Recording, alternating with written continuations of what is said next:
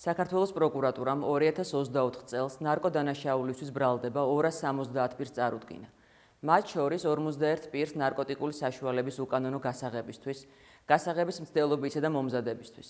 შინაგან საქმეთა სამინისტრომ აღნიშნულ სისხლის სამართლის საქმეებზე ჩატარებული გამოძიებით დაადგინა, რომ დაკავებული პირები საქართველოს რეგიონებში მატერიალური სარგებლის სანაცვლოდ როგორც ტრადიციული, ხელიდან ხელში, ისე ეგრეთ წოდებული ლოკაციებზე განთავსების გზით ნარკოტიკებით ვაჭრობას ახორციელებდნენ.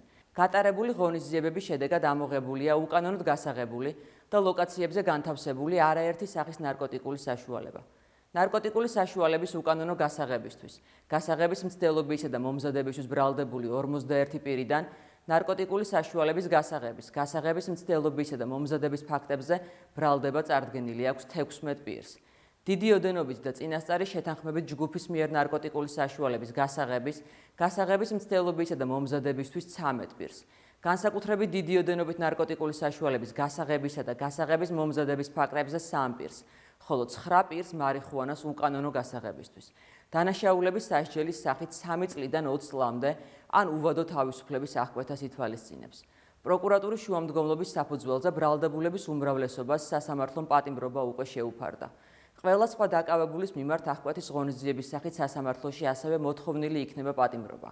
აქვე საზოგადოების ინფორმირების მიზნით გვინდა გაანმარტოთ, რომ საქართველოს პროკურატურა უმკაცრეს სისხლის სამართლის პოლიტიკას ატარებს ნარკორეალიზატორების მიმართ და საპროცესო კანონმდებლობით გათვალისწინებული შეღავათები მათზე არ ვრცელდება. აღსანიშნავია ის შედეგებიც, რაც 2023 წელს სამართალდამცა უწყებებს ჰქონდა ნარკოდანაშაულთან ბრძოლაში.